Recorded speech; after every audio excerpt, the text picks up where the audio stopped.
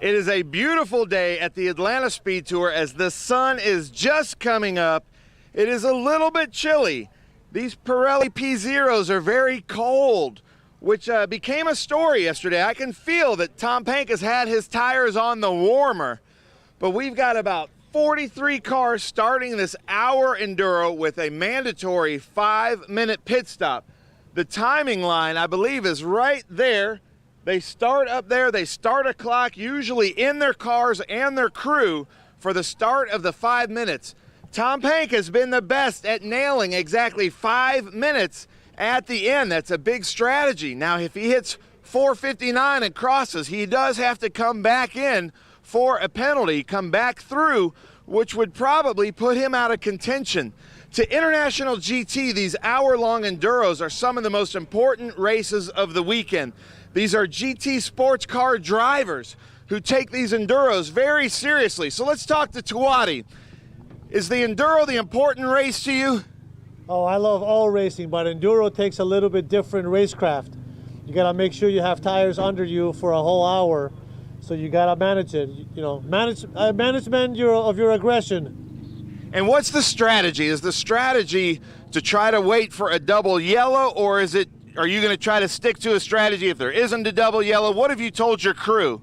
No, we're going as far as we can and look for a yellow. If we can pit under yellow, then we're on the same boat as everybody else. If we pit under the green, we're going to be on our back foot. Nice. Well, there you go. You heard it. If you pit under green, you might be on your back foot. Ken Fangler, let's talk about this. Explain the enduro, the hour-long enduro, to everybody out there. This will be a 60-minute race. There's a mandatory 5-minute pit stop that basically can be taken any time throughout the race, although they have to complete it with about 10 minutes left in the go. So strategy will come into play. If there is a double yellow, hopefully not, but you know, the pits remain open so they can come in under that time. So as said, the podium drastically changes many times from the sprint race winners into this enduro. So we look forward to see what the outcome is. Nice. I love it. Ken Fangler. Hey, did you have something you want to say? It looks like one thing. All right, we look forward to a fantastic race and views from our camera car, which is sponsored by Surface Transform ceramic brakes. Okay, you know, and that's our brake partner, and we're very glad to have them on board. But look for some fantastic views from the in-car video from our Surface Transforms in-car camera. Nice. I love it. Ken Fangler. There we go. Let's come over here. Talk to Andy Pilgrim. Andy Pilgrim, we've known him for a long time in the Ferrari. Andy, can I open the door? So Andy, you're a veteran at these IGT Enduros. What's your strategy out there? Well, with the cold tires and the sun glare in turn 12, it's like take it easy, make it through the first laps and see where we're at, then go racing. It's very, very cold tires today. Nice. That's Andy Pilgrim. Let's get a shot of his helmet if you can. It's got all kinds of cartoons on there. Rick and Morty, South Park. You gotta love it. Love having Andy Pilgrim out here. Beautiful car in these Caymans. We'll come around here, see who else. Now, one of the best races yesterday was between David Tuati and Stephen Hammond. Steve was passed for the lead between 10A, 10B. They went side by side. So is he in your crosshairs today? Yeah, I don't think I'm going to forget that last lap yesterday for a while. That'll always be on the back of my mind now. So, now what's your strategy in these enduros? Do you have a co-driver or is it just you? It's just me. So I think the name of this game is just be patient and just keep the pressure on. Nice. I love it. Stephen Hammond, keep the pressure on. Now Mark Matisse has a co-driver who's very good at Road Atlanta. Are we going to see Mike Skeen in your car today? I think we will. If everything goes right, we'll see Mike around the 15, 16-minute mark. Nice. So what's your strategy? If a yellow comes out early, are you coming in? Well, it's going to be a last-minute decision, but we're going to kind of follow the pack. Nice. I feel like a lot of our drivers aren't telling us right now because it's broadcasting out to all the other teams. But Mark Matisse is going to start. Then Mike Skeen, who won here in the TA2 race yesterday at his home track. So watch for Mark Matisse and Mike Skeen to move up. Let's come up and talk to Jimmy Adams and Mike Skinner because they're going to be going out the Featherlight. Jimmy, very impressed with how you were keeping up in the 3.8 yesterday. Then you've got your co-driver, Skinner. What's your strategy? We're going to go out and see if we can just try to stick with the 4 liters if we can. You know, it's easier if you got a rabbit out front, so to speak. And if we can run with those guys and just have a clean start, have a clean race, I want to turn it over to Mike in good shape. Nice. And then Mike Skinner, I'm sure that, you know, they refer to this as cup car racing, Porsche cup car racing. So you're like, yeah, I'm all in. Then you get out here and these things look a little different than what you're used to. Yeah, they don't quite have the smoke that a cup car has, but I guess in their world they are, and they're really a lot of fun to drive. This car's been really, really fast as Jimmy's been. Heck, I don't need to get in it, but you know, that's kind of the game plan. So we're gonna go have some fun. Nice. I love it. You heard it right there, Mike Skinner. Then we have another famous driver here. So Bierman's going out in there, thumbs up. I love it. So we've got Pippa Mann and Jody Miller. Pippa, can I speak to you real quick? What's your strategy for the Enduro? Because I know you're coaching Jody, and this race is all about strategy. Are you able to kind of broadcast what your strategy is? Well, our strategy is it's all about the yellow and when it falls. I may drive, I may not drive. We're going to do whatever's best for Jody. That's the strategy. Nice, and you guys had a good outcome at Sebring with your strategy.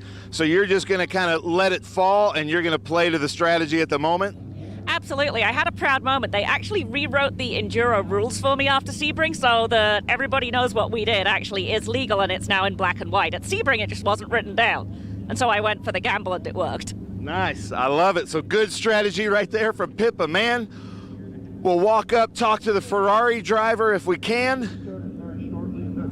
It is cold. It is chilly outside. The wind is not as bad as it was yesterday. But the tires, I'm worried about the tires, and I know that even now the cars over here in the sun may have a little bit of an advantage. But now, as one of the lone Ferraris out there, John, you feeling pretty good?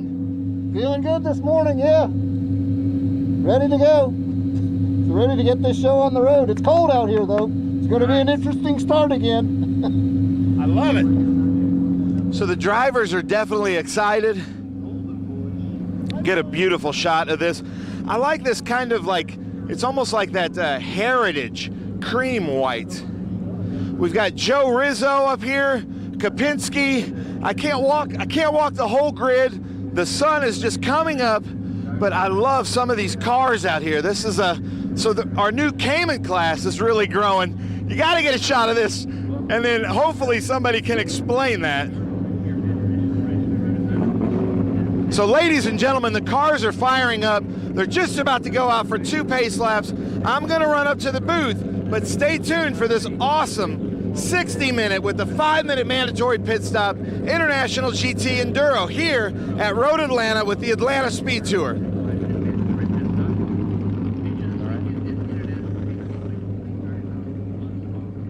Great stuff, Ben, as always. Welcome, everyone. It's a beautiful day here at Road at Atlanta, here in the heart of Georgia, north of Atlanta. This one of the most famous circuits in North America. We're up there in the tower on the 2nd floor. Ben will join me in a moment, but you got a good insight there as to how they go about it. Everybody kind of keeping their cards and their strategy to themselves. And what I mean by that is, as you heard from Pippa Mann, if she doesn't have to drive, she may not. And the reason she said that is it's strategy, because if you don't get yellows, you don't want to be coming in. You want to be going green for as long as you can. And you certainly don't want to waste your pit stop in green, because it's a 5-minute mandatory pit stop. Now that gives you plenty of time to swap drivers, but also if you don't have to come in, why would you? So they've got to take that before 15 minutes of the race remain. Beautiful Georgia morning, no question about it. And we are in peach country, folks. And now you can see on the right-hand side of your screen the S's, which are downhill, and then on the left-hand side of your screen, the long kink through 9 and then down to the bottom of the hill 10, which is the obvious place to overtake. And yeah, deep in the heart of the Georgia countryside. You can feel the breeze, and it is chilly out there. I don't need to tell our cameramen that, they know. Mid-30s this morning when we got here in the dark, and this, what, 8 in the morning at the moment, so early start. And that is gonna be a factor, not because it's chilly for the feel against the skin, but because of the tires also suffer in the cold. So these 2 pace laps will be important. And early on in the race, got to be careful because you may not have those tires up to temperature. There's that beautiful Ferrari. Not many of them out there. 458 Challenge car, the white one out there, and then a couple more for 8 Evos. Juan Feyan is one of them in number 1768, getting ready to head out. That's David Tuati. We heard from him, and he, as you saw, ready to go and get ready to go racing. Looking forward to this. Ben Sissel's about to join me, and he'll I'm sure give me an update on the weather because it looked pretty chilly when he was down there on the grid. So these 2 siding laps, we don't really pay a lot of attention to siding laps, but on a cold day like this, the real professionals get it right from the get-go. And it's important to get mechanical grip and temperature. That's where you get the mechanical grip once the tires, these Pirelli P0s, are up to temperature. Ben, am I right? Is it pretty chilly down there? It is chilly, yeah, and the grid is just kind of split. So the people that started on the right side of the grid got a little bit more sun than the left side, and I was feeling people's tires, and Tom Pank obviously had his tires on tire warmers, the lead car, but like Dave Tuati, Steve Hammond obviously didn't. There was a noticeable difference. So that's optional, I presume, and I guess that's down to whether you prefer or whether you want to have that cost, because really there's not many races that will be this chilly and this early for an endurance. Yeah, and we saw it yesterday. I know Juan Gonzalez, I was talking to Butch Leitzinger, they used tire warmers, and we saw Juan Gonzalez kind of jump out yesterday in his races, especially the early morning race, just because of these tire warmers, and Juan goes out there with the confidence that the grip is going to be there, and the other drivers have to limp around because they're not sure. It's kind of like walking across a parking lot with ice. You know how you just kind of gingerly walk because you don't want to fall down? That's what these drivers are going to feel like probably the first 2 or 3 laps. But I did just hear that we might be doing 3 pace laps. Yeah, that makes sense. And as you can see, as we look down from the drone,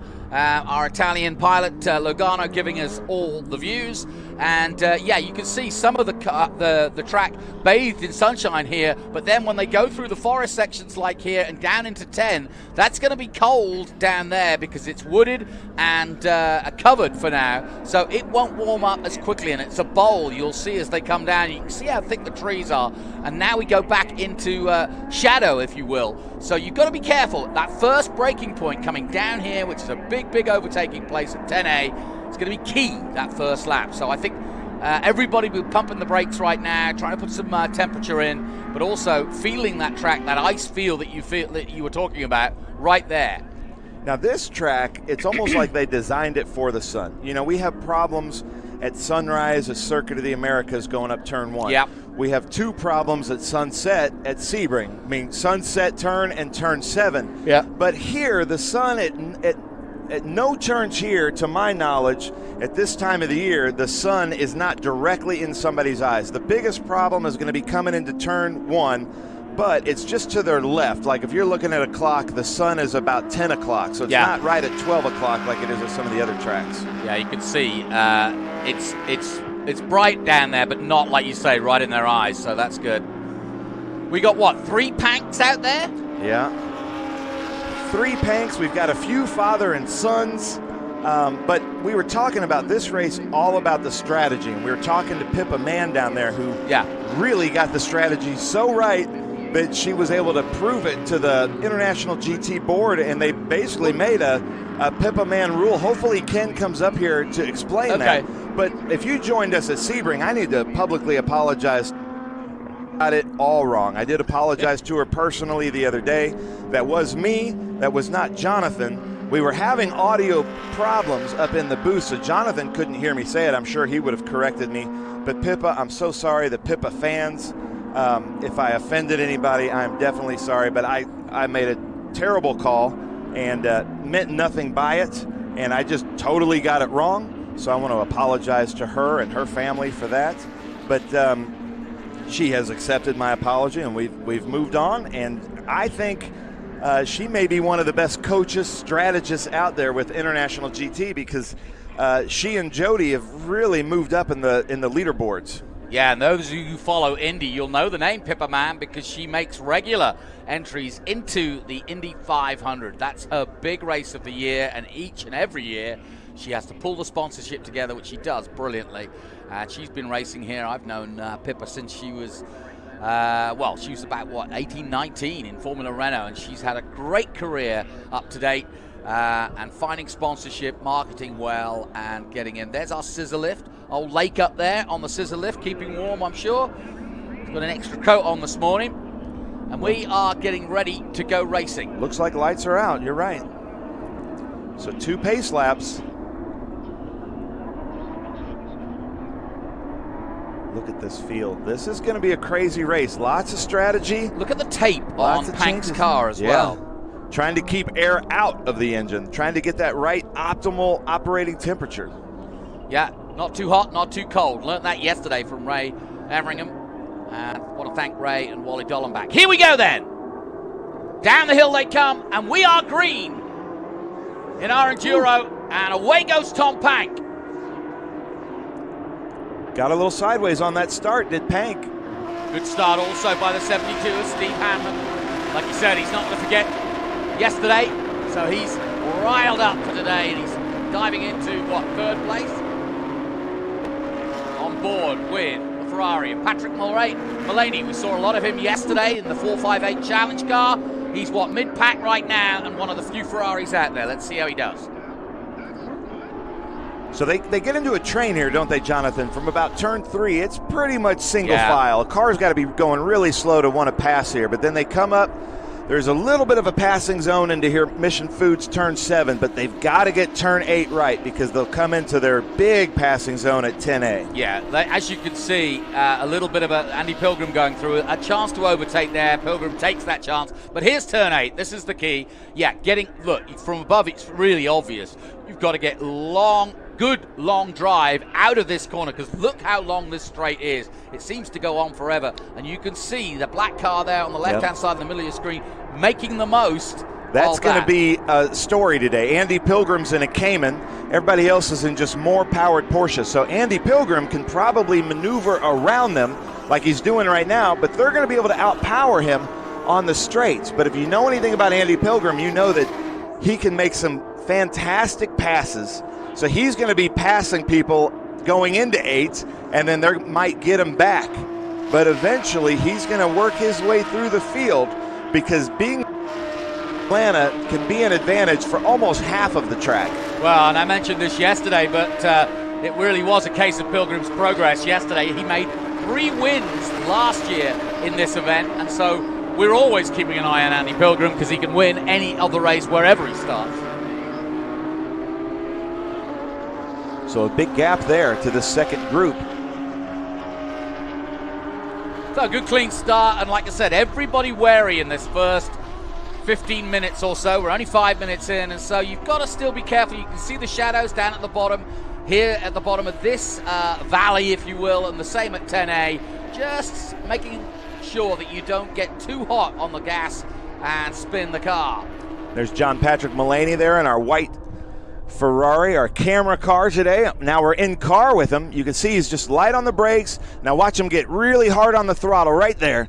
And that's the key to this corner, is getting on the gas early enough, taking the corner well enough to be able to get on the gas. And it's just a drag race now into 10A.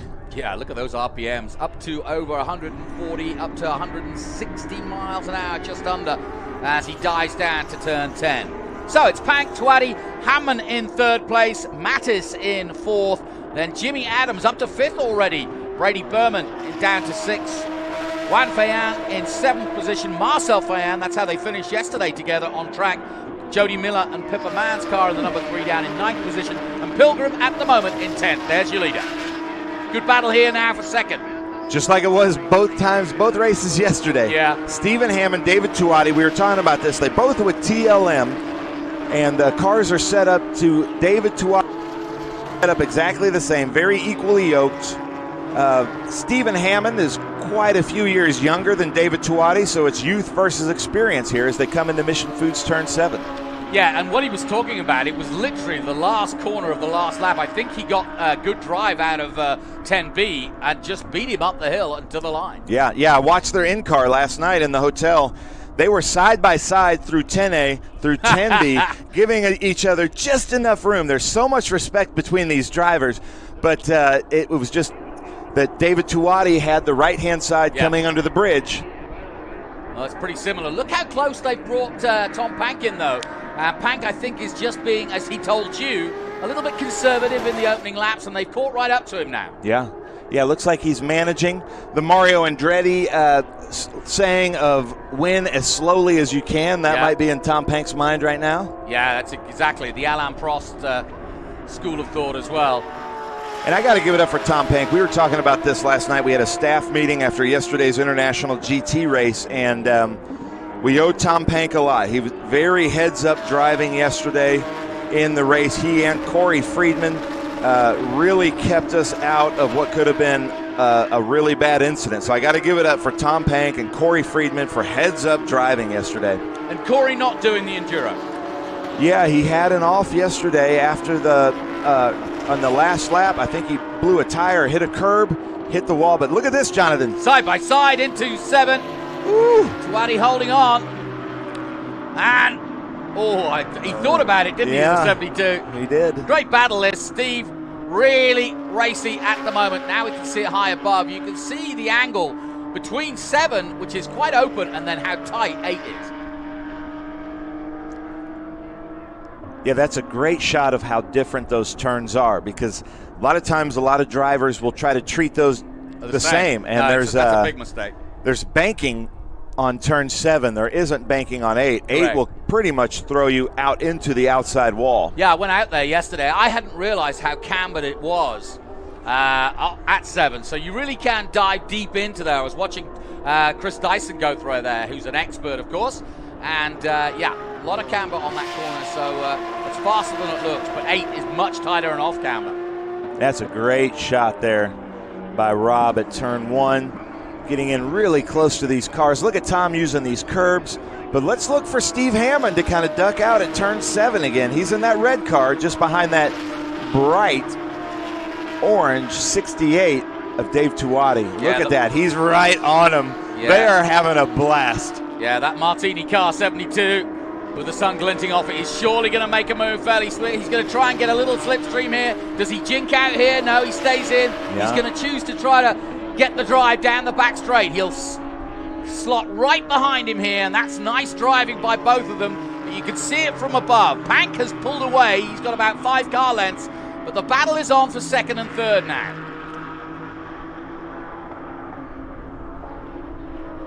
Yeah, it's funny. Tuati just has that drive, doesn't he? Yeah. He can't get in a slipstream and therefore get the momentum. He's about 2 car lengths and coming down into 10. I don't think he's going to get it done this time. And to be honest, talking to the drivers, they kind of made it sound like they thought there would be an early yellow. And right now, the tires are probably getting pretty warmed up. I don't know if they're to optimal temperature just yet, but they're getting close. And I think now we're getting into the rhythm. The drivers are kind of wearing in. Really impressed with Jimmy Adams. About to come into view here. There's Mark Matisse. And there's Jimmy Adams right there, 3-4-3. And he's in a battle and a half. Look at this. And that 4-liter should be able to take him there on that front straight, but Jimmy holds his line. That's good racing. Back up the hill. And from there on in, it's very hard to do any overtaking until you start going back uphill after this downhill S's section. That's Marcel Fan. Juan Fan. So right now, Jimmy Adams is in a fan sandwich. There's Andy Pilgrim. Yep. That's a beautiful car. I really like the lines of the Caymans. Yeah. Quite a different car, though, isn't it? Yeah, it doesn't have the power. It's a little bit smaller, a little bit more nimble. But, those new Cayman 4-liters are just crazy powerful cars. I get the feeling, listening to you on the grid, that what people are looking for, especially if they've got a driver change, is to stay. If it stays green, they just keep going. But they're almost waiting for a yellow. One driver said, if I get a yellow, I'm coming straight in and giving it over. Yeah, because a pace lap is about twice as long as a normal racing under green conditions, so that gives you a huge advantage. There's so much strategy to these. Sometimes they want to put their pro driver in early, even if it's not going to go green. Sometimes they put them in late. It's and then it's fun because you really don't know how it's going to turn out until the last few laps. Mini Pank. Is that Lucas? Yes, he had an off yesterday and was stuck in the gravel, but he just jinked out there and got an inside move up the hill. Nicely done. Yeah, Lucas is a really good driver, aggressive like his dad, but and he's beat his dad a few years ago with us at VIR. So it's really fun to watch Lucas and Tom race against each other. And Lucas currently in 9th position, just ahead of Andy Pilgrim, the number 4 you're looking at now, as we head back and go back to this battle. But how cool is it? We've got father-sons out there. We've got father-son-sons out there. Lots of families. International GT also.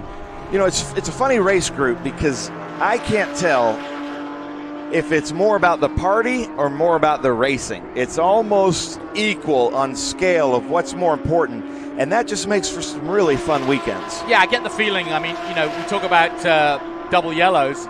Well, these guys are so good that they don't make mistakes very often.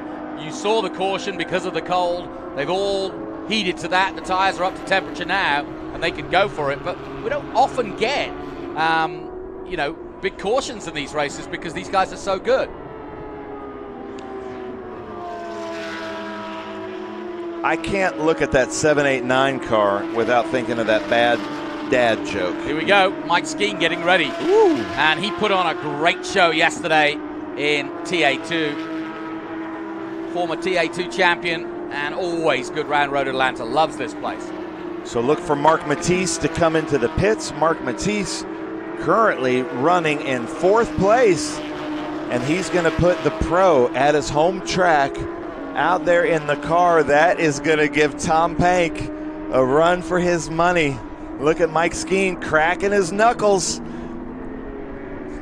Now, it's going to be interesting because when he comes in, he has to do a 5-minute mandatory stop, right? So however quickly they change, they have to wait the full in time. We have a change there with Stephen Hammond. Yep. Got the best of David Tuati. And then they're going to come into some lap traffic here. So Stephen Hammond over David Tuati. Another pass. This is going to shape up to be good. Just got word that Ken Fangler's going to be joining us here pretty soon. But we want to explain the reason for a 5-minute pit stop is we don't want them to rush. If they have to refuel, we definitely don't want them to rush refueling. But then taking a driver out, putting a new driver into the seat, buckling the seat belts, putting on the Hans devices, that's something that we don't want to rush. So we want to make sure that everybody does that safely. So therefore, the 5-minute pit stop. And it's interesting, 2nd and 3rd getting into some traffic now, and both of them scything through. But that could be another part of the strategy. If this gets thick with traffic, they might choose to come in just for that fact alone. So we have Ken Fangler, president of International GT, joining us so far. I'm seeing a good race, which is sometimes a day can make, but the dodgy part was getting them off this morning in this very chilly weather. I don't think 2 laps was even going to be. We could have done 10 laps and still not enough tire temp. And so I'm very thankful that the guys got off safely and we're underway. And now's for the fun part. So we got some good racing going on throughout. And, not only at the front of the field with Hammond and Tuati, but throughout the field. You look here and there's cars nose to tail all around the track. So I just got word that Mark Matisse may be coming into the pits right now. And that'll put Skeen in the car. So, man, if you're talking to Tom Pank on the radio, the man that just won the TA2 race yesterday in his home track is about to get in the 77 car of Matisse, who's kept it up front. What are you telling Tom Pank? That the rocket's going in, and he knows. But the good thing with Tom, he loves the competition. He's happier when he's got somebody to chase him or to chase. So we'll see. Matter of fact, kind of funny. That car is categorized as a 4.1, which basically is a 4-liter with improvements. Okay, a number of these cars throughout the paddock had a number of modifications to get 50 plus more horsepower out of them, and the Matisse car is one of them. He's categorized at 4.1. I think Tom was the one who coined that. Once Skeen gets in, it's the 4.1S. Okay, nice. So. I see, yeah. So yeah, like you say, leisurely, relatively so compared to sort of Le Mans or IMSA or whatever, because they've got the 5 minutes, so there's no need to rush. They can do everything safely, and like you say, get the hands device off, get the driver out of the car. Skeen's done this a million times, and our man Tony Garcia doing the business. But notice here that, you know, Mark Matisse is able to get out at kind of his leisure. They're going to get in, and that just makes the competition a little bit better, because you don't want to have to hire now crews to come in and do really quick tire changes. We want to make sure that the drivers get in safely, and go back out. And it kind of makes it fair across the board. But look at this. Tom Pank hasn't really been able to pull the gap that I would expect him to be able to pull on Tawadi and Hammond. Why do you think that is, Ken? Because Hammond and Tawadi are very fast right now. I mean, Tom ran in ideal situations at 22. He's running 24 was his best time, but so is Steve Hammond and Dave Tawadi. And they're running it consistently. I think Tom can turn up the wick if need be a little bit, but he's running as to what he needs now. Once Skeen gets out there after this pit stop and chases, we'll see where it goes on. The other thing I'll mention, as you was talking about the 5-minute pit stop, one of the other part of the rules is that the co-driver change, there's a minimum drive of 20 minutes on this, and so that inclusive of the pit stop. So this was part of the Mark Matisse's plan, that at 20 minutes they want to put Skeen back in the car and be out there on track. So they fulfilled the minimum drive time of the car owner or driver of record. Well, go ahead. Pippa Mann was talking to us about a new strategy that I guess there's now like a Pippa Mann rule. Can you explain that? It's a mandate. I don't know. Yeah, exactly. I don't know. You have to tell me. I don't know what they're actually. She's always asking questions. She's great. Pippa's done a great job. Coaching here, and but she's ultimate strategist and looking out for her clients, her team, and just trying to have fun. So I'll have to find out.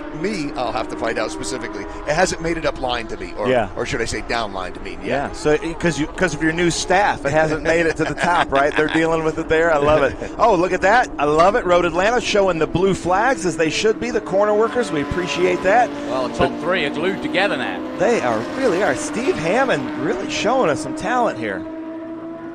Yeah, really a new driver, young guy.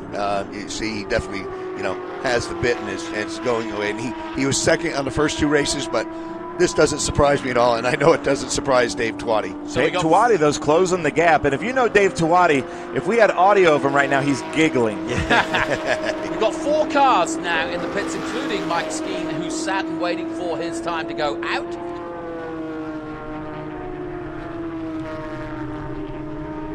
And the 5th car just coming in now in the back of your shot there. Yeah, I'd say with those cars in pit lane, a number of those cars are playing up to that strategy of leaving the driver of record in for the minimum 20 minutes. Tawadi got him into 10A, it looks like. Yep. But man, Stevens is right behind him. That is almost bump drafting. Another sticker on the front of that car might have gotten him. Yeah, this was a battle yesterday, and it's a battle today, too. What a great battle these two are having.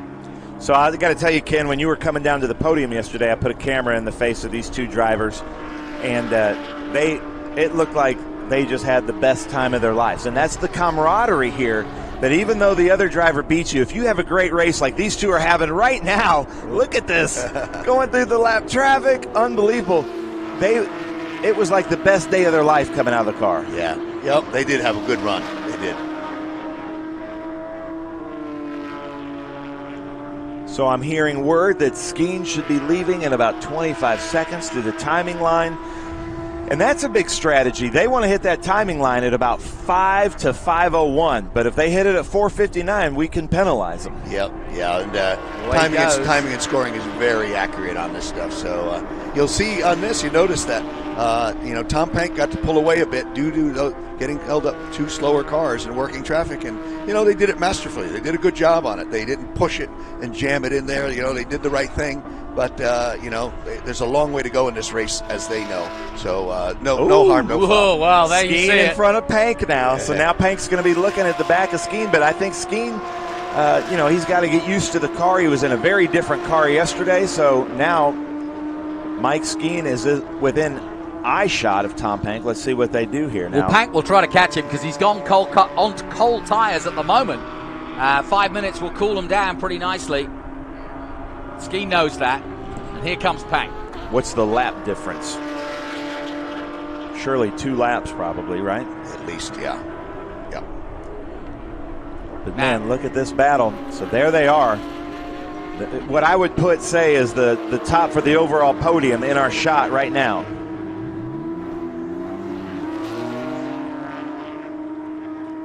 And now we're starting to slot through those Says 4 laps. pit stops, and here comes Tom Pank. Yeah, that was Joe Rizzo. Joe Rizzo probably given over to Spencer Pumpelly. Yeah. So we got some big names in this race today. Big names. So Tom Pank looking there at the back of Mike Skeen. Probably going to try to take him into 12. Yeah, when you start attracting the likes of Spencer Pumpelly, you got a good series. Yeah. Look at that. There he goes. Tom Pank over Mike Skeen into 12. Now, Mike Skeen, probably one of the most calculating drivers we have in the Trans Am series. He's just going to run his race, let the race come to him. Yeah, really, this will be entertaining to watch, but it really, our full picture won't be in view until that Tom gets his pit stop in. Yeah. He is really going to have to rely on the Ultra Performance team to do it dead on 5 minutes. That he will not be able to afford that 2 or 3 seconds over. So we won't know how this story ends until the end of the race, but certainly we'll have a much better picture after he completes the 5-minute stop. Hammond on the inside at 7, and he gets through. A slight mistake under braking by the 68, and through goes Steve Hammond. Nicely done. I don't know if that was a mistake or if that was Tuati seeing the speed coming up and saying, let's live to fight another day here. Fair enough. Because David Tuati has to work on both these cars. He didn't want to have to fix both of them. Yeah, that's for sure. Yeah. No, I think that's just the enjoyment of the jousting, okay? And that's what it should be. Yeah. That's what it should be. Yeah, that's the Enduro. Yeah. Now, if this were one of the sprint feature races, I'm not sure we would have gotten that grace. Or the last lap of the Enduro. Juan Fayant in that number 17 car. So we were wondering, two fans out there. Is that father-son, brothers? Yes, okay, that's father-son. Wow. So which is which? The Ferrari is Juan is in the Ferrari, the father, and Marcel, the son, is in the Porsche. And it's the youngster who's ahead at the moment in 4th, while Juan is 5th. There's our camera car. So explain the camera car sponsorship. Yeah, Surface Transforms came on, carbon ceramic brake packages, and they came on with us this year, manufactured over in England, and here have a representative here in the States, and great to have them on board. We look forward to a number of competitors having their brake systems, carbon ceramic brake systems. Father-son. That was a bit of fun for a moment, wasn't it? What are you doing, Junior? Patrick Mullaney in the car. Chris Hall getting into our Surface Transforms, carbon ceramics camera car. What's the thinking on a second driver? Is it sort of who's available, or choice, or just expense maybe? No, it's certainly not expense, because most of the time the person getting in the car is the pro coach. All right, they've been here all weekend. They're here anyway. Yeah, they're here. Yeah, and you know what? It's just an enjoyable time to say, hey, let me how well we can do an Enduro, put the pro in the guy, and it's that measuring stick for the sportsman driver who's hired the pro to come along and say, Yeah, I guess, all right, he's still a second and a half, 2 seconds faster than me. I guess I got some work to do. Yeah, I see what you're saying, because now I understand Pippa's remark of, if I have to get in the car, I'll get in the car. Yeah. But really, that's not why she's here. She's here to help him Yes, absolutely. get better. Absolutely, yes. But there we have a pass again from Mike Skeen over Tom Pank. Now that's we won't know what that means until near the end of the race. But still, now Mike Skeen is showing his speed on Pank, and now Pank has got to be thinking, looking at every corner station, where's that double yellow?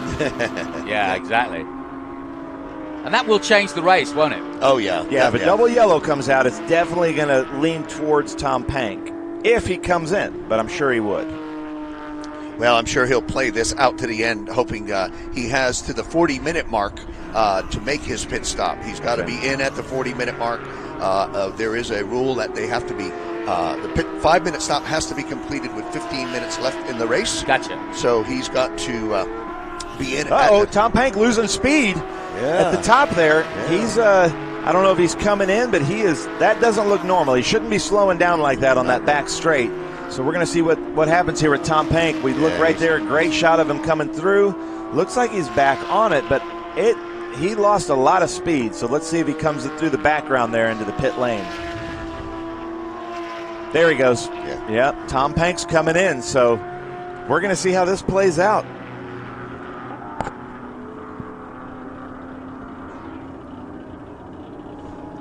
Yep, there you go. And he has retired it. He's retired it. He's gone into the paddock, guys. Now that technically, you're not out of the race. Sometimes they can go into the paddock and still do their 5-minute. Yep. He might come in for, he knows that he needs something. Okay. So he's not, we can't say if he's out of the race yet, but based on what I'm seeing by my eyes, they are looking under the car right now. Yeah, I'm going to take a look. He's just out of my... And he doesn't look like he's in a hurry to get out of the car and see what that is. So just by body language, I'd say he might be conceding. But no, he's getting out. No, he's looking. There's no give up in Tom Pank. No. I mean, we wouldn't be surprised. All his cars look the same. He'd go back and get another car and come back out. Yeah. And slap another sticker on there and try to pull one over on you maybe. I'm reading the body language, and it's a shrug of the shoulders. And, yeah, something not right. Well, if you gentlemen don't mind, I think it'd be really interesting to have Tom Pank up here with us. So I'm gonna go down there real quick and invite him to come up here with us. Hijack him. Go ahead. Why not? But yep, he's just over there, about 100 yards from our position. So we might well be able to get him in. Yeah. Well, that's a bit of a surprise, Ken. That changes everything, doesn't it? It does. Always does. That's the great thing about these races. You never know. Otherwise, we'd give out the trophies before the race started. There you go. Well, we're looking at this man. Winner of TA2 yesterday, of course, Mike Skeen, but at the moment, Stephen Hammond leading the race. David Tuati in second place. Tom Pank, sadly, it looks as though he's got problems. We'll find out what. Then it's Marcel and Juan Fayan in fourth and fifth. Then Jimmy Adams in sixth place.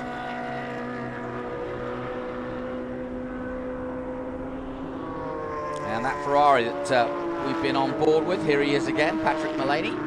Yeah, I think they were. I think they had a pit lane speed violation. I think they're going to be on a black flag situation for a drive-through due to excessive speed on pit lane.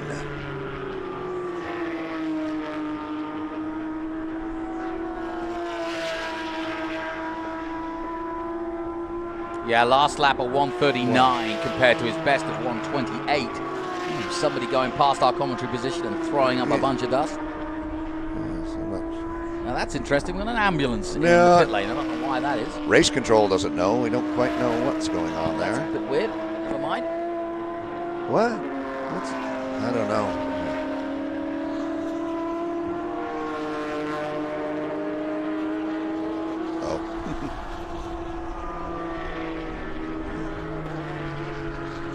So then,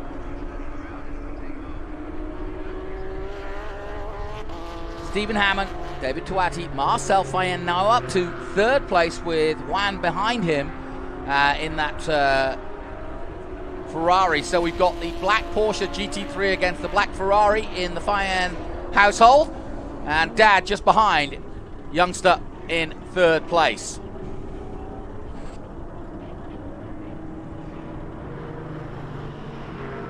And there you see it. And Jimmy Adams, really impressive, up to 5th place now, but of course he hasn't stopped. And in fact, I've just seen him go underneath our commentary position, and he will now take his mandatory pit stop. Tim Savage putting in his fastest lap at 1:28.092, so compared to the leaders there on the 1:24s. But Stephen Hammond laying down some excellent laps at the moment. His last lap at 1:25.6, Tuati on a 1:26.5.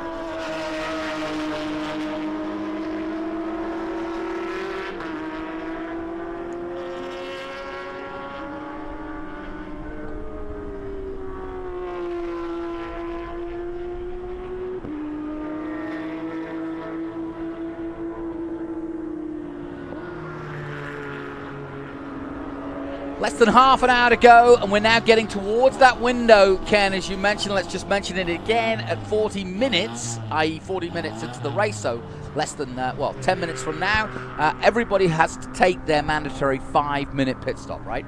Yes, well, we say they have to. If they don't, they're going to suffer a penalty. So, yeah, they should take their pit stop by then. So the gap between Hammond and Tuati is, 4.5 seconds. And then quite a gap to 3rd place, Fan. And that's the 17.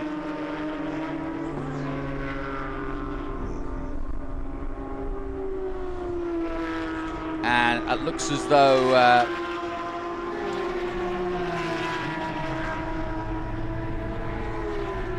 the Porsche of the younger Fan is taking his.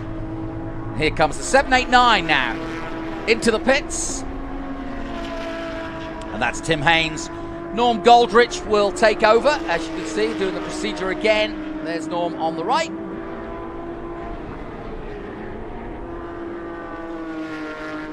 And no real drama there as Mike Skeen continues to side his way through. Interesting, Andy Pilgrim just behind.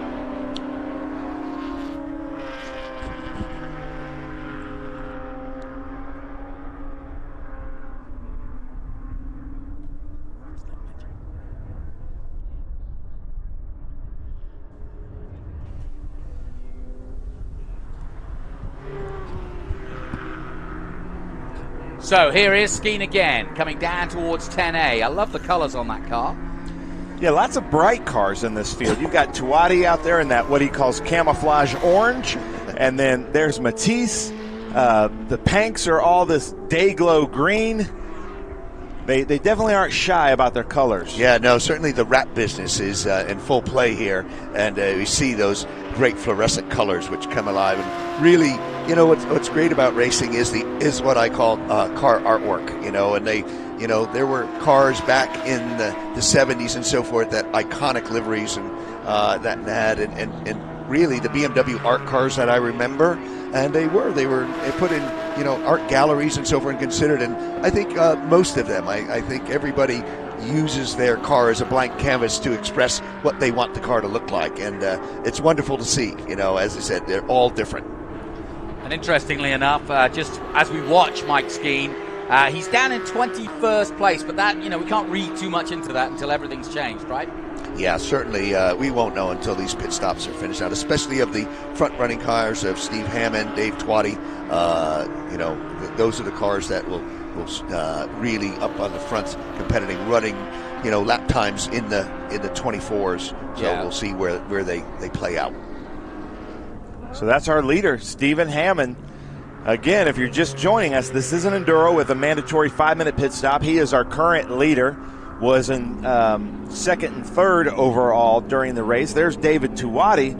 So it's all going to come down to these pit strategies.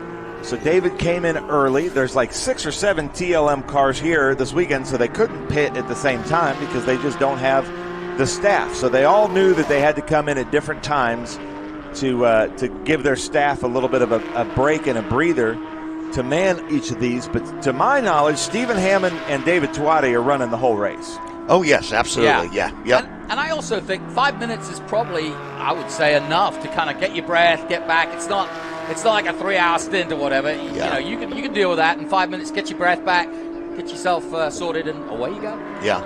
And Stephen Hammond has a few decades of years advantage, maybe, over David Tuati. Yeah, right. David Tuati's in great shape, and he acts like a 15-year-old. Yeah. But, you know, Stephen Hammond is almost a 15-year-old. Yeah. Yes, exactly. Yep. Now, on the move. Yep. There's that camouflage orange.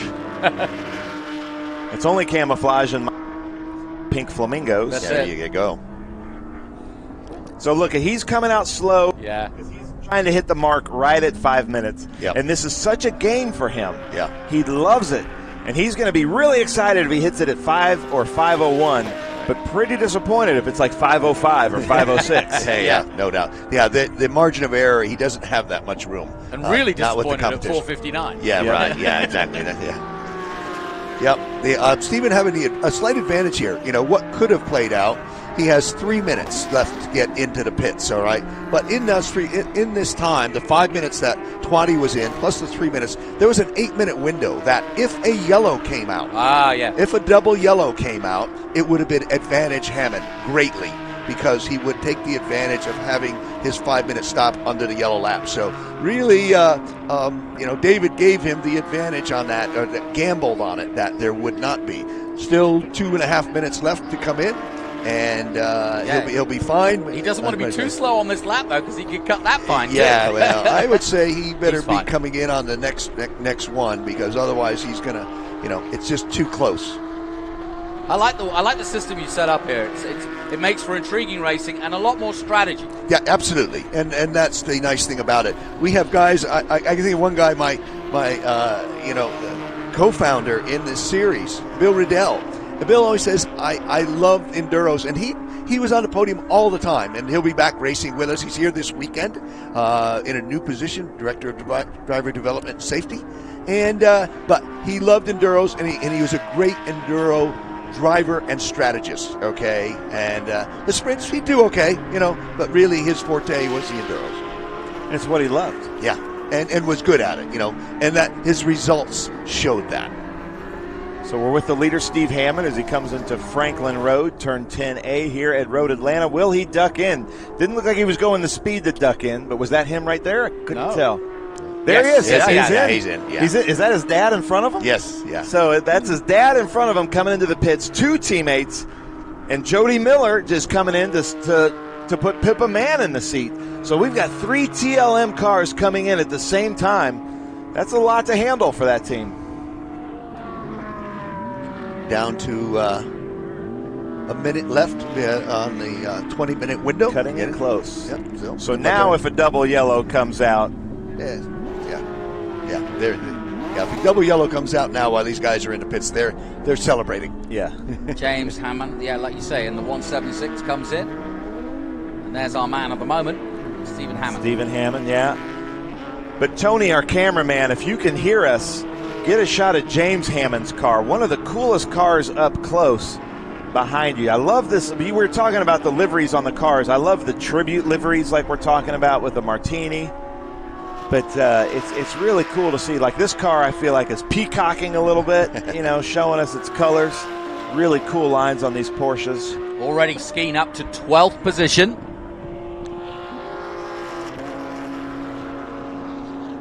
This is going to be an intriguing finish to this one. Good racing throughout the throughout there. Lots of new people with us. David Willens, and I'm looking through, and currently in 8th place in 3.8 liter class. Kevin Maxim in the Caymans. Caymans are running with us, all right, in this Enduro. We didn't make much mention, but this is totally combined. We had run the sprint races, split with the Caymans in a separate group. But this Enduro, the Caymans, and just looking down, Andy Pilgrim has been the class of the Caymans and doing well. There's Pippa. Yeah, and she gets. Yeah. But Andy Pilgrim, Anthony Bartone, a number of Caymans. It's kind of neat talking to the pros, and Pippa made mention to this in an email that her goal is to get her driver on the podium. So now she's getting in the car thinking, we're getting on the podium. I got to do everything I can as a driver, coach, to get us on the podium. Well, and that's really cool to see. Yeah, and the good news was that, you know, she's there with Jody Miller, and he did it by himself in the 2 sprint races. Yeah. So there we go. And there's Mike Skeen passing my dad joke car, 789. Why 6 afraid of 7? Right there. Because 789. Oh, Dad. Oh, yeah, you're Dad. Can you like dad jokes? Yes. So there is Mike Skeen. Right now, if we were doing fantasy football, International GT, I'd put him up top. But you never know how this plays out. Yeah, he's up to 10th overall. Oh, and he's right behind Tuwati. And Pank. Yeah, I think that's Nicholas Pank there. Yeah, Nicholas Pank.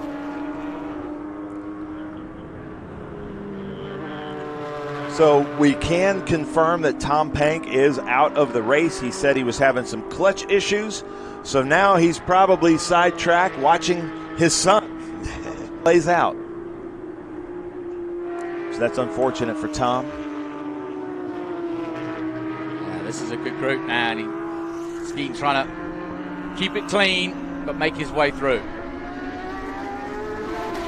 Gets a good drive out of 10B. They'll be side by side under the bridge. And through goes Skeen. And now it's going to be Mike Skeen on Andy Pilgrim. I mean, think of the names that are in this race. That's just crazy. Great shots there as they come around. Big Machine Vodka Spike Coolers turn 1 here at Road Atlanta. There's David Tuwati.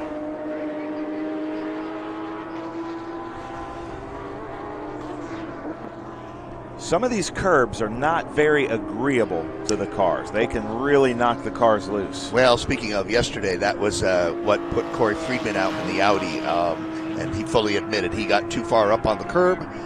It broke an upright in the rear, and I saw it hit the curb pretty hard, and it came down straight, and I said, oh, he's gathered it up, and he said, well, no, he said it may look good from the outside, but I had no control at that point. The back end came around, and he just touched the wall there, you know, but that's what happened yesterday, and that was right on the last lap of the race, you know, but he really slammed the curb, and the Audi wasn't real happy with that.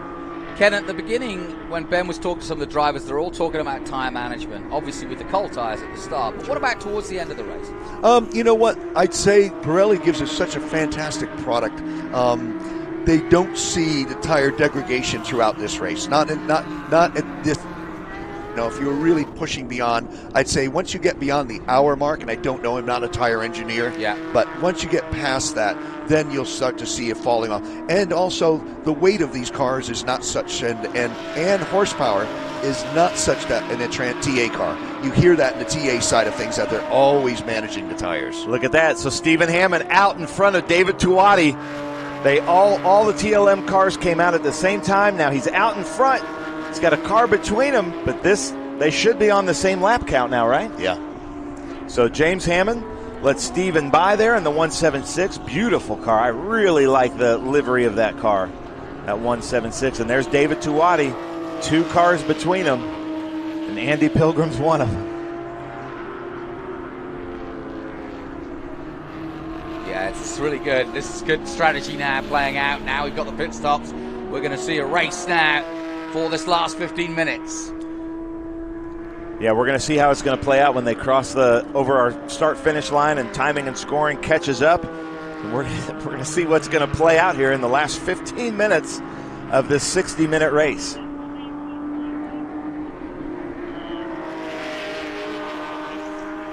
Pippa Mann up to 7th place. She's chasing Marcel Fan. David Tuwati's in 5th at the moment. Mattis in 4th. Then Juan Fan in 3rd place. And Mark Mattis and Mike Skeen moving up to 2nd now. So Skeen's playing this right. Mark Matisse and Mike Skeen do have the fastest lap at a 1:21.916 right now. Yep. Yeah, Skeen's last lap at 1:22.7. That's still pretty quick. Yeah, that's the fastest lap that I've seen this weekend out of this group. No surprise. Now, in the number 331, David, how do I say his last name? Here's how I say it, K. All right, David K. David K, that's good. Yeah. So there he is. Cucciaroli. Stephen Hammond. Right. Jimmy Adams. This is going to be quite the race here. Cooch Rory is what I'm going with. Right. Yeah. But he at the moment leads the race, but Skeen's coming hard and fast.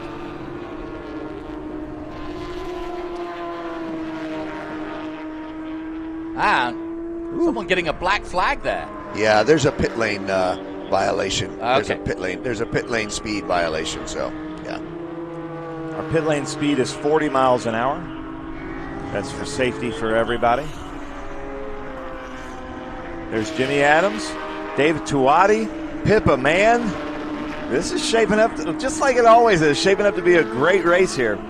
So that should be Mike Skinner there in the Jimmy Adams car, right? I guess, yeah. Mike Skinner is out there with David Tuati. Listen to the names we're talking about. Pippa Mann, Mike Skinner, Mike Skeen, Andy Pilgrim, Spencer Pumpelli. You just covered IMSA, GT, IndyCar, and I believe, NASCAR. Yeah, I think Eric Figueroas is in the car. Eric, I think, is in the beer car, as I call it, the green and black Cayman. So everybody's getting their shot here this morning. So there he is, Mike Skinner. There's Pippa Mann. Beautiful car. I love these blue cars. Maybe because it's kind of that SVRA blue, but I just love it. Here we are on board. Surface Look at the transform inputs. Car. Yeah, car 36 Ferrari. This is Chris Hall, co-driver. Speaking of pro drivers, another guy. Wow. Yep, Chris Hall, accomplished guy, been around a long time. Loves his motorcycle racing, but spends a lot of time in four-wheel. Look at his hands. He looks pretty relaxed in that car. The car looks to be set up pretty well. Yeah, I can see why these pros really enjoy this kind of racing, because it's hard, it's fast, but it's fun. Yeah. I think the look at his hands in this part of the track. This is a really complicated part of the track. Good view of the ST surface transforms, carbon ceramics on the dashboard. Oh yeah.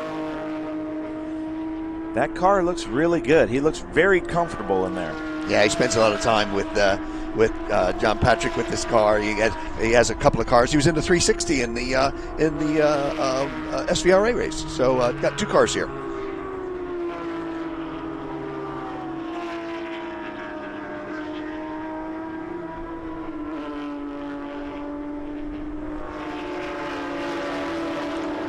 Pippa Mann currently in 8th position. She just did a 127.9 there, currently in 8th at the moment.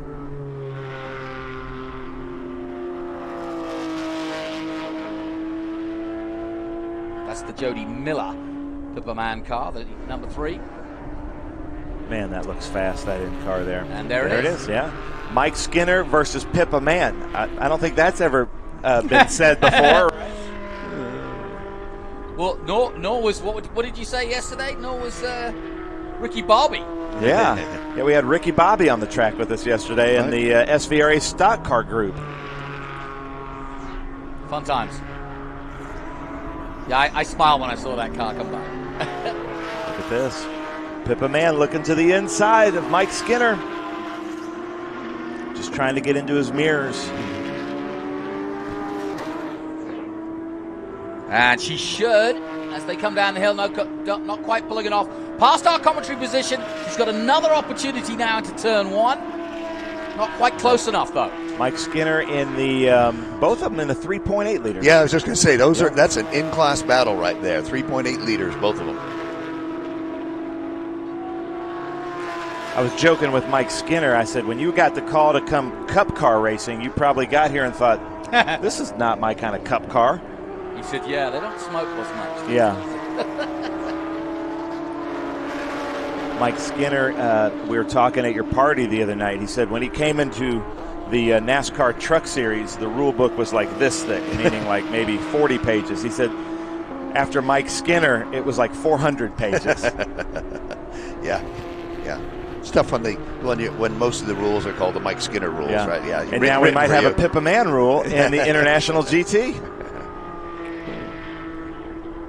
Now she's on the back straight, and we'll have another go here, but Skinner did a good job of holding that gap.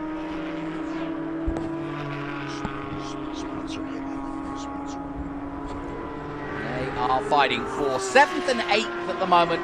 Mike Skeen leads the race. Hammond second. That's Stephen Hammond in the 72. David Tuati in third. Marcel Fayen in fourth position. Then Juan Fayen in that black Ferrari in fifth. 9 minutes to go.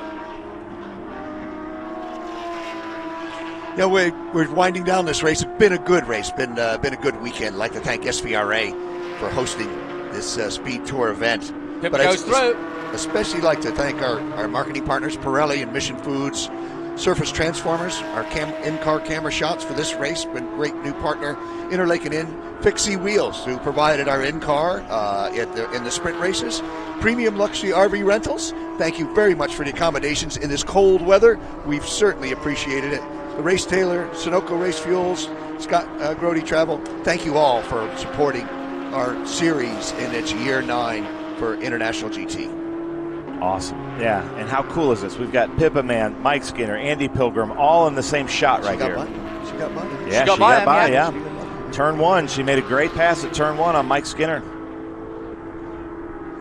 And there's our David K. Right.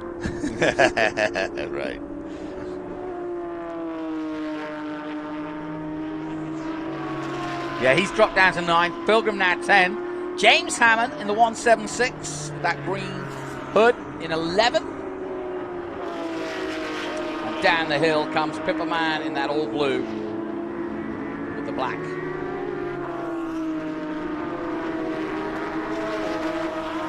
Just passing David Cutrori.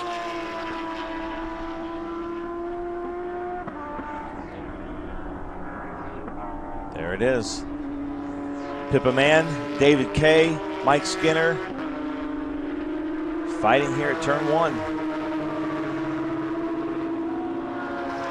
How's it looking, Ken? Looking good. I'd say, what we're watching here, somewhere down around the level of 7th, 8th, or 9th, and, all throughout we don't have to watch the front where there's great racing up front, but here's a great battle going on in the middle of the grid. Yeah, sometimes I really like watching the mid-pack battles. That's some of the best racing, and they're having just as much fun as anybody else out there, because it's just always having fun to race with somebody that you're pretty equally yoked with and, trying to get that advantage. Javier Ripoll in 12th position, did his fastest lap just a moment ago at 127.2. Skeen still in the 123s. Amazing. Very consistent, but that's Mike Skeen for you. Stephen Hammond, David Tuati still in this battle. Stephen Hammond right now ahead of David Tuati. So David K got around. Wow. Pippa Man. Yeah. David's in the 4-liter car, that little bit of extra power to his advantage.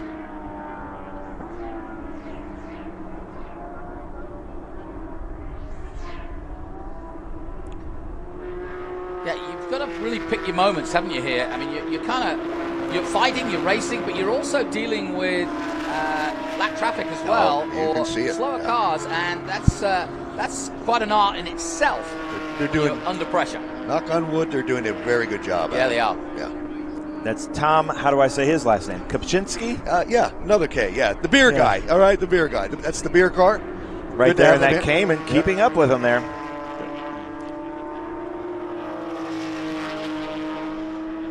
Back on board, Chris Hall. Surface Transforms, in-car camera shot.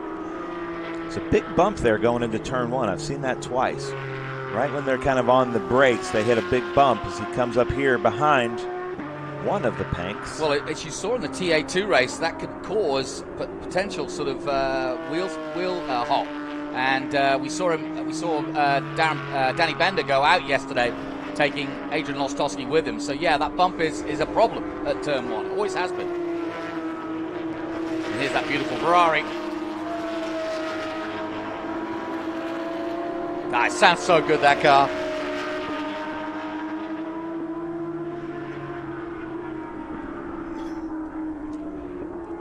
So 4 minutes to go in what has been a great weekend of racing. Ken Fangler can be again pretty proud of his boys. They've kept it clean, they've kept it fun. 2 great races yesterday. all the way to the end between Audi and Porsche. And then today in the endurance, plenty of action and some very, very smart racing. Yep, we move on to, from here, next stop for us is Road America. Then to Lime Rock, Mid-Ohio, Watkins Glen, Virginia International Raceway, Circuit of the Americas, and wind up at Daytona. Not a bad season. No, fantastic. Yeah, there isn't a stinker in the bunch. No. All those are just iconic world-class racing tracks.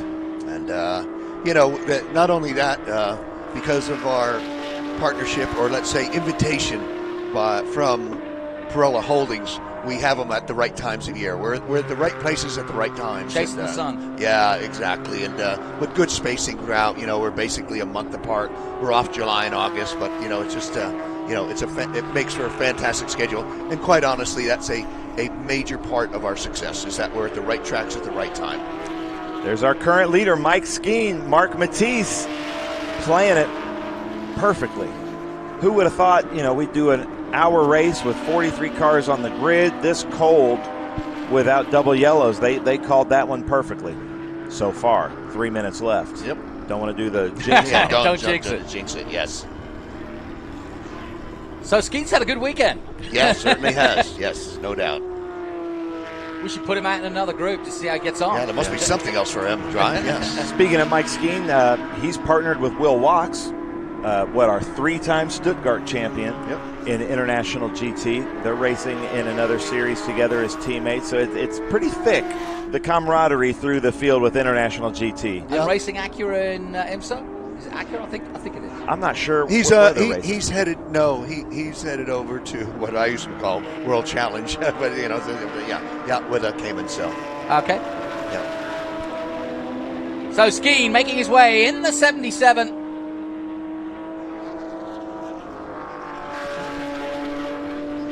A little bit of traffic now, but he'll deal with it. All right, we say bye to Ken Fangler as he goes up, talks to race control, and goes out to his huge International GT winner circle. Yeah, as we watch Skeen, just a reminder, Stephen Hammond doing a very good job in the 72, David Tuati in the 68, and we lost Tom Pank, clutch problems for him, and he retired early. And here is your second place man. You can be happy with that. He said to you at the beginning, I want a good result. I do not want to be taken on the line today, and he hasn't been. But Stephen Hammond, if he can hold on to this, he's going to be very happy about this finish. He was a little disappointed that he got taken within the last probably 500 yards of the race yesterday, and he's got it over David Tuati right now if he can bring it home in this current position. According to our scoring right now, this is all provisional. Sure. Pippa Mann just did her fastest lap. We got the white flag out. They're currently in 8th position. She did a 1:27.4. There's our race leader with the white flag, Mike Skeen, Mark Matisse. In that what we're calling a 4.1 liter Porsche. In our Mission Foods GT Cup Trophy category with International GT. I want to thank Mission Foods and Juan Gonzalez for all of his support as he comes up here through the Optima turn, Optima batteries, and then he's coming into Mission Foods turn 7 here at Road Atlanta.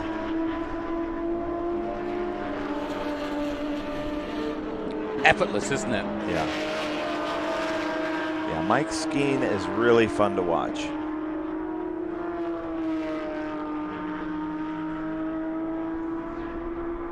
You'll see the closing speed from the drone, how much quicker Skeen is, and look, right on his tail now, and he'll just jink out.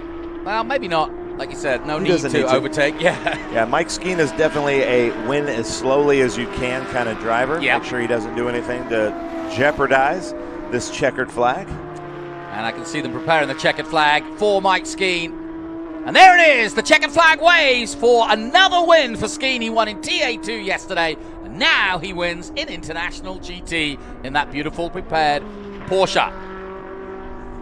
And he, along with Mark Mattis, have done the business, and they timed it to perfection. Here we go. This is good. There's Stephen Hammond. He's not racing the car in front of him. It's just him by himself. There's no sight of David Tuwati. So Stephen Hammond is going to take second overall, but first, I think, in his class. And he does? No, he's going to be second in his class, according to my scoring. Great run by Stephen Hammond. And there's David Tuwati. Great shots here from green light as they come through. Big Machine Vodka Spike Coolers giving us a shot of the start-finish line so we can see how everybody finishes.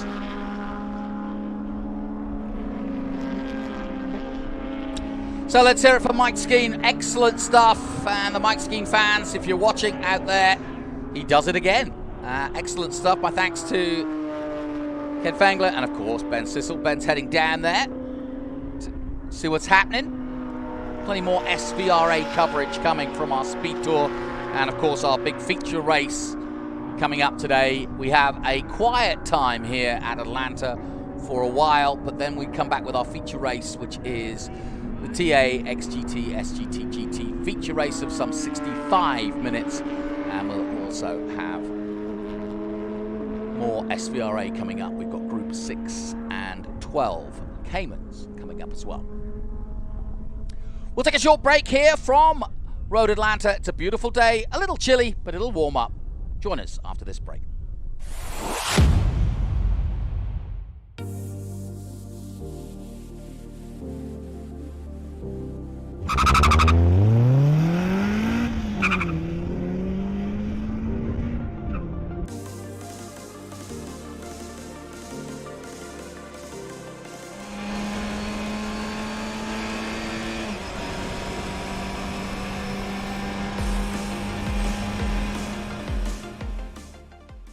One of the main reasons for poor vehicle performance is a dirty fuel system. It can cause decreased fuel economy and actually do harm to your engine over time. By adding Lucas fuel treatment to your vehicle, it cleans and lubricates the entire fuel system, pump, carburetors, fuel injectors, and valves as you drive. It also improves your vehicle's performance. It's a non-solvent product designed to protect both gasoline and diesel engines. Lucas fuel treatment. It works.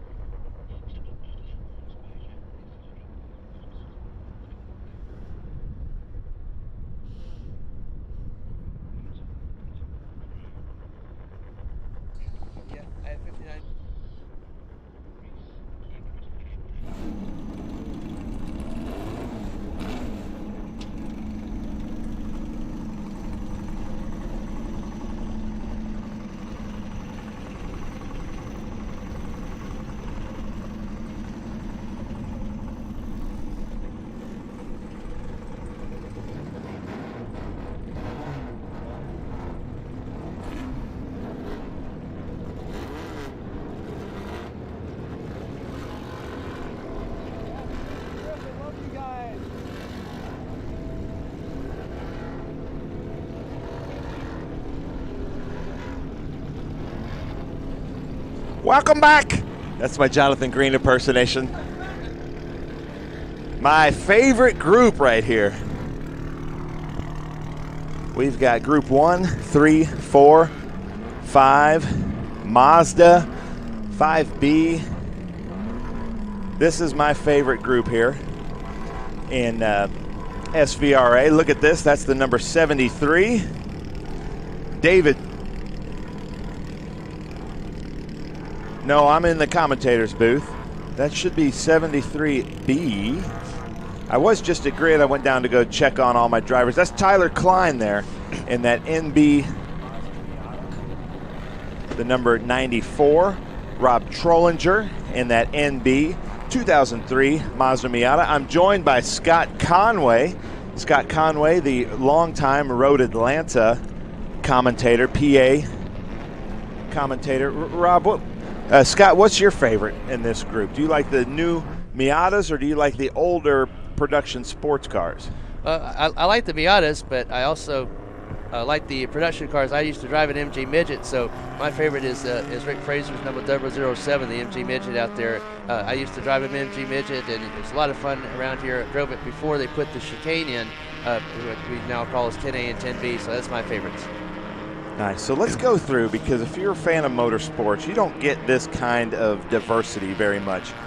We just saw a front-wheel drive front-engine car. We've got rear-wheel drive front-engine cars. That first car there, Chris D'Amico, is a 1971 Malik.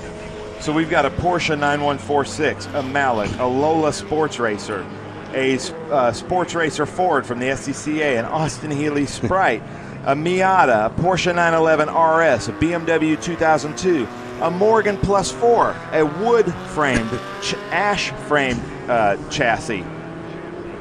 We've got Honda CRX, MG Midget like you were talking about, a 911 ST, an Alfa Romeo GT V6, a Datsun 200 SX. So we definitely have a variety of cars out there. Now the drivers, starting in first is Chris D'Amico, followed by Robert Davis, Aaron Smith in fourth, Scott Frazier in fifth, Tyler Klein sixth, Rob Trollinger, David K, as we're going to call him, because he was in the last race and I can't say his last name. Dan McChesney, Benny Bish in a 73 2002, Mark Pomeroy, Gil Jackson in a new to him Mazda Miata, Chase Maurer is in the Honda CRX. That might put Logan Maurer in that GTV, we'll see. Yusuf Muhammad, got a great story about Yusuf Muhammad, 1999 Mazda Miata. Andy McLean, great to have him back in that blue Austin Healey Bug-Eye Sprite. Rick Frazier in your 007 MG Midget. David Bearden in a Porsche 911 ST with Zapata Racing. Bronson Randall in a BMW 2002. Glenn Maurer is going to be in the Alfa Romeo GTV6. Bert Stein in Bubba, the MGA. Dennis Jones, my friend, welcome to SVRA in that beautiful red Porsche 911S. Ron Fuller in a Datsun 200. And Chris Rader in an Alfa Romeo GTV. This is going to be a fun race, Scott. Yeah, and a lot of these drivers were up at Charlotte Motor Speedway just last weekend. The Maurers were up there, both Logan and Glenn, as well as Chase. Also, David Bearden was up there in that Porsche. Chris D'Amico's Malik should be the class of this field, but we'll wait and see. Well, we're looking there. Juan Gonzalez, who had pole position, is starting at the back. That may have been a choice of his in that 9146, but we'll see Juan Gonzalez in that Mission Foods 9146 pull to the front. Let's see what happens as they take the green flag here at Road Atlanta, Michelin Raceway Road Atlanta. Chris D'Amico jumps out to the front, but Aaron Smith right there in that Sports Racer Ford to the inside. Good start here at Road Atlanta. Yeah, they were very close in qualifying. I forgot about Juan Gonzalez. I don't know how, because he's in that bright yellow Porsche, the Mission Foods entry, but he was actually the fastest qualifier. But D'Amico and David were both very close in qualifying. That Malik 11B is from Sir Arthur Malik. He designed about 80 of these cars. Each one was a little bit further development of the other. The main component of that car is that it will out-corner just about any car out there. Wow, that is cool. Now, Juan Gonzalez, you can see him back there in that white Porsche. Here's what I think what happened. I bet you Butch Leitzinger, who's his coach and teammate, said, hey, it might be a better strategy to start at the back and use your tire warmers to the last minute. So maybe he's on tire warmers because he is working his way through the field. So obviously that might have been the best call as our Mission Foods man comes around Mission Foods turn 7. There's a great shot of David Bearden with Zapata Racing out of Nashville there in that beautiful Porsche 911 RS, one of the men that got me into racing. David Bearden, that Porsche was a little bit troublesome for him up at Charlotte. It started out well, but it for a little bit past the halfway point, it began to give him problems, although he did win both of the feature races last weekend. But Bearden, a very accomplished driver, and he's had that Porsche for a while, so he enjoys driving it. So there's Chris D'Amico, Robert Davis coming into the turns here, missing John Nash. Chris D'Amico and John Nash have had some great battles in this group, and John Nash's Lotus 7, but there's Robert Davis out there, giving him a good run for his money in a Lola Sports racer. Yeah, again, qualifiers, and they had a good qualifying battle with D'Amico being the faster of the two, but not by that much. I also, we're keeping an eye on the production cars that Scott Fraser, the 2019 and 2020 Bell Helmet Award winner. I'm surprised Andrew McLean isn't a little bit closer to him in the Austin Hilly Bug-Eye Sprite. McLean is the defending Bell Helmet Championship winner for F Production. That Bug-Eye Sprite, those two pods or two what I call headlights are up in the up position. That's because this was a low-cost car, the Bug-Eye Sprite, and they were supposed to be retractable headlights, but the mechanisms for making those headlights retractable were deemed to be too expensive, so they left them in the upright position. It looked like either frog's eyes or bug eyes, and that's where they get the name Austin Hilly Bug-Eye Sprite. Look at that, Juan Gonzalez moving his way up. Going to take it over here, coming through Mission Foods, turn 7. Juan Gonzalez in that 9146, really showing some speed here. I'm pretty sure that's Jared Kahlo's SVRA cameras there on Juan Gonzalez. We're going to have some great in-car as he came through the field. And look at that, here comes Chris D'Amico down here. Yeah, Juan Gonzalez in that 914.6, that could either be a 4-liter or 6-liter Porsche engine.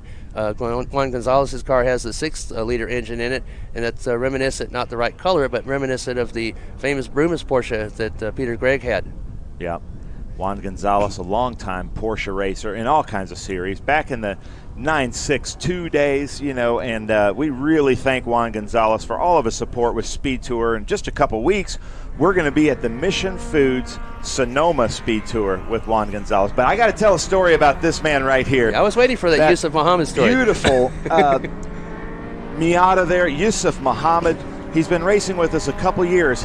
He raced yesterday, left. He had to go put on a tuxedo, meet his wife downtown for a convention, because Yusuf Muhammad, here racing with us this weekend, was honored as one of the most influential Muslims in the state of Georgia. Wow. I've known Yusuf for a long time. It's really cool for him to be honored like that. And then thank you, Yusuf, for coming back and racing with us. Yusuf Muhammad just honored last night as one of the most influential Muslims in Georgia. That's quite an honor.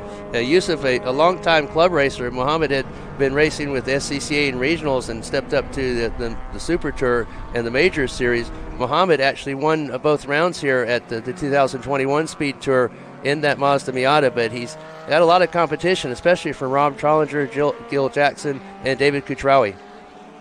Yeah, that is cool. I love seeing these Miatas out here. And I'm a big British car fan. I love my MGs, I love my Triumphs. And I feel like the Mazda Miata is just kind of is a continuation of these great MG midgets that's right behind him there with Mr. Fraser. Yeah, the Mazda Miatas are the most tech racer raced car in the world. We had 64 of them here 2 weeks ago at the SCCA Super Tour. Miata is a great car if you're thinking about getting into racing. Their parts availability is great. The car is fun to race, and it can teach you smoothness. It can teach you something that all racers need, which is patience, but it can also teach you racecraft. These are not cars where you can horsepower by somebody. You actually have to work, buddy, and you have to be smooth. If you scrub any speed whatsoever off of these cars, you lose speed, and it's very difficult to gain that back. Yeah, there's a joke in racing of Miata stands for Miata is always the answer. If anybody says, what kind of car should I race? Miata. What's the most reliable car out there? Miata. What's the cheapest car to race? Miata. So it's Miata is always the answer. And Ben, you were talking about Juan Gonzalez having tire warmers. You know, we're in Georgia. You would think it'd be very warm here, but it is not. The temperatures are luckily will maybe get out of the 40s into a 50-degree reading, but it is a very brisk wind out there, and tire temperatures are very important to get up here. The track is very cold, so not unusual to have tire warmers. So we just got a visit from another Road Atlanta legend, Terry Earwood, collecting my SD cards from the TA2 race yesterday. But it's really cool to see Terry Earwood out here. This is unfortunately his last day. He's retiring from Trans Am after today. I'm going to be sad to see him go, but glad to know that he's going to be out here racing with us and some drag racing and some other things. So I'm sure it's not the last time we're going to run into Terry Earwood. Actually, he'll be here next week, and he's teaching at Skip Barber Racing School. Yeah, see, there you go. There's James Bond right there. Mr. Frazier and that 007 midget. Andy McLean there in that Bug Eye Sprite, followed by David Bearden, followed by a Morgan, followed by a Honda CRX. You know, where do you get to say this kind of stuff? That's the cool thing about SVRA racing and these mixed group races. And what a disparity there. Morgan 4+4, that company goes back to 1918. The Morgan 4+4 was produced first in 1936. Right behind it is a Honda CRX. It goes back to maybe 19. It's actually a family car that Logan Meyer was getting ready to sell, and they decided to make it a race car. They've been out with us at SVRA for several years. Again, they run both the feature races up at Charlotte Motor Speedway last week, and we're going to be going to New Orleans next on the SVRA Tour. Yeah, just I think in April 11 or 12 yeah. days we'll be at the NOLA Speed Tour, so make sure you get your tickets to come out to the NOLA Speed Tour. So we follow along there with Tyler Klein coming up. Great pass there over Trollinger. Yeah, Tyler Klein and Rob Trollinger, again, two SCCA club racers, and this is what Miata racing is all about right here, Ben. You see them size them up for a pass. Usually the draft is very key in these Mazda Miatas, as the draft is the way to stay up front and keep up front. Road Atlanta with 3 long straightaways, very conducive to drafting, and it's a lot of fun in those Mazda Miatas. Look at this shot too, Scott, because I've never thought of a Miata as a big car, but it looks enormous compared to that, what I call Kermit the Frog Eye Sprite. Yeah, the Bug Eye Sprite looked almost like a miniature car as the Miatas were trying to go by it. Rick Fraser and Scott Fraser, both the local guys. I believe it is Rick that is from Woodbridge, Georgia, and it is Stockbridge, Georgia for Scott Fraser. And they split the wins last year. Rick actually led the F production class in the early runnings of last year's sprint race, but it was Scott Fraser that took over the point lead and was the sprint point champion for the 3rd year in a row. That's crazy. Love having them out here local to Atlanta. Yep. This is their home track, but it's not unlike them to see them at Road America and Sebring and Watkins Glen and VIR, so it's cool to have them out, as we saw the number 9 at Dan McChesney coming through in that beautiful 911. Here we go. Here's a beat. Alfa Romeo versus BMW 2002. Now, Chris Rader was the fastest qualifier, but Rader had a mechanical problem in yesterday's second qualifying session, so we're glad to see him out there as the Alfa Romeo GTV leading the BMWs. BMW 2002, the first 2 standing for it being a 2-liter engine in that BMW, and the second 2 reminiscent and standing for the fact that it has 2 doors on it. It was a successor to the BMW 1600. And they're chasing that Alfa Romeo GTV, which obviously is very healthy now. And whatever mechanical they had yesterday, they've been able to get that taken care of. That's Benny Bish there in that number 99A, BMW 2002. Oh, and Rader showing us some smoke there. Is that the, I don't know if he came over the curb. We didn't get to see that. I was hoping that wasn't that mechanical problem rearing its ugly head again. Commentator's curse there, Scott. I was just saying that it was there. I didn't say anything else. Yeah, there is the announcer's curse, of course. Those 2 BMWs, Benny Bish and I believe it was Charles Cates Jr., along with Bronson Randall, they're trying to attack that Alfa Romeo, who may or may not have a little bit of trouble there. There's Andy McLean. So glad to have Andy back. Andy had quite a single car incident at Sebring just a few weeks ago, and he actually rolled the car at turn 17 on Friday and was racing it again with us on Sunday. So that just shows just how great the car was put together. Mitch and his crew, And I was surprised to see Andy out there, and he did really well in the race. Yeah, Andy and Sebring have not gotten along the last couple of years. Andy had a DNF in last year's first race at Sebring and did not finish that well in second race. But when he came here to Road Atlanta, he won one of the two races. I believe it was Fraser that won the other one. And again, McLean, the defending Bell Helmet champion, significant of the Golden Bell Helmet Awards that are awarded at Circuit of the Americas for the SVRA National Championship. So there's Mark Pomeroy. This is like a Concours winning show car out there racing with us. The great thing about these right-hand drive Morgans, you can really see how they're working the wheel. Followed by David Beard in there with Zapata racing. And then we've got the Mauers chasing each other. The Honda CRX and the Alfa Romeo GTV, father-son. Yeah, the first time that I saw Morgan was when I was small, traveling around with my dad, and we went to Hallett Motor Speedway, and Anatoly Aratunov had one of those, and my dad said, just kind of put your hand on the car, just kind of knock on it. I said, that's a wooden car. He goes, yeah, it's a wooden frame. I'd never seen one like that before, and I've never seen another one like it. Morgan 4+4, great. And yeah, we have father and son chasing each other. We have the Honda CRX, that is the son, chased by the father in the Alfa Romeo GTV6. So he's living up to his name, is Chase Mauer, as his dad chases him. Yeah, Logan usually runs one of those cars in the Enduro, so we may have all three of the family members out there a little bit later this afternoon in the SVRA Enduro. So I'm showing right now that Chris D'Amico has taken the lead from Juan Gonzalez. I don't know if Juan has dropped out somewhere. I can't see, but that's what's going on. Chris D'Amico, Juan Gonzalez, followed by Robert Davis, Aaron Smith in 4th, Tyler Klein 5th, Rob Trollinger 6th, Scott Frazier 7th, Dan McChesney 8th, Chris Rader 9th, and Benny Bish in 10th. So the Alfa Romeo holding off the BMW. Chris D'Amico, Group 5B FM, he is the defending sprint point champion. And that is unusual to say Chris D'Amico, because the past 9 years it has been Travis Engen in a Lotus 23B, but Chris D'Amico taking that sprint point championship away from him last year in that Malik 11B. And we hope to see Travis Engen at our next SVRA running at NOLA, not there at least on the West Coast, swing through WeatherTech Raceway Laguna Seca and the Mission Foods Sonoma event. They usually have very good battles. The Lotus 23B, the Malik 11B, if you look at it, it's kind of reminiscent of that Lotus. But again, that Malik, its main strength is it can out-corner, and it was designed to out-corner any car of its time.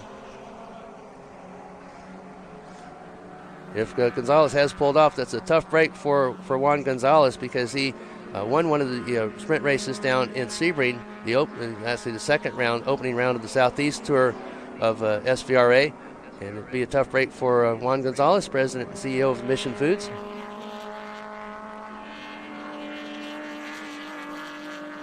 Benny Bish in that BMW still chasing the Alfa Romeo. Chris Rader leading an Alfa Romeo. That is the Group 8B sedans. B sedan was a SCCA class that ran for many years, and it encompassed a lot of the sedans, the Datsun 510s, along with the BMW 2002 and Alfa Romeo GTV. It also encompassed, Ben, the under 2 liter challenge in the SCCA Trans Am. About 5 minutes left in this race. Great racing here at Michelin Raceway Road Atlanta with the Atlanta SpeedTour. We've had a lot of people camping, as you can see. Had a lot of fans here. Great car show yesterday. We will be back next year around the same time. We love coming here to Road Atlanta. As we look there, as Glenn Mauer ducks out just a little bit on Chase. It has to be great fun, to take your family to one of these events is something, but to actually be able to race against them, that has to be something special, certainly when it's his dad and they're racing against both of the sons, both Logan and Chase. Got a great shot there at Gil Jackson following Yusuf Muhammad. Rob Trollinger is still trying to get around for the Mazda Miata lead, but so far has not been able to. Again, those two Mazda Miatas very equal. Those are the 1.8 liter class Miatas. They have 1.6 liter and 1.8 liter first generation and second generation Mazdas in this Miata Heritage Cup. Again, a great entry point if you're considering getting into vintage racing, you're not quite sure what class you want to get into, as you said, Miata is the answer. Yeah. There's David Bearden. David Bearden, the number 73. He's in that white Porsche RS. He's been racing that since I've known him. Really fast with Zapata Racing. Glad to have him here with us in Group 8. I believe that's the little larger 2.5-liter engine that Porsche made for that particular model, and he is chasing Dan McChesney, I believe, in the Group 8A production. McChesney leading in the Porsche 911 RS, and then it would be Bearden second in the Group 8A production as we watch that white Porsche going into, I believe that's turn 7. That's the slowest turn at Road Atlanta, first gear turn for any car that's here this weekend. And then it leads on to the long back straightaway, which is really not a straightaway. It kind of meanders back and forth, but make no mistake, it is flat out all the way down into turn 10A and 10B, where you have heavy braking, you're downshifting and turning quickly left, quickly right, before you come out of turn 11 underneath the bridge, and that 4-story drop down to turn number 12. Should be getting right up towards maybe the white flag here coming up very shortly. Yeah, and I've got Juan Gonzalez back in the lead. There he is, Juan Gonzalez. I love having Juan Gonzalez here, but every time I see his car, it makes me hungry for Mexican food. I am a huge Mexican food fan. I love his chips, his tortillas, his salsa, his queso, and anytime I see that car, it's Taco Tuesday for me. Well, you know, funny you should mention that, because lunchtime is coming up right after this, and you can get some of that mission food. To. Oh, I love it. He does bring chips with him, and on the podium, and I like to, when I see those bags of chips, I kind of steal them. I put away for myself. So thank you, Juan Gonzalez, for being such a great supporter of Speed Tour. We're about to be at the Mission Foods Sonoma Speed Tour.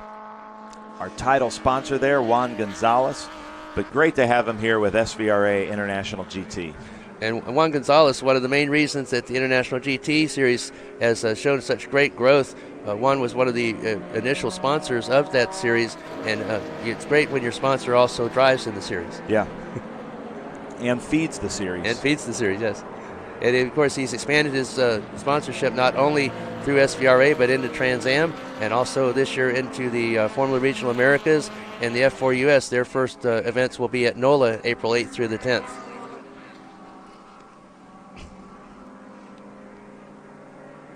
Again, going down that long back straightaway, it's 8, 9, and 10. When you get turns 10A and 10B, Ben, that used to be straight. They used to be what's called a dip. It used to go down and then back up.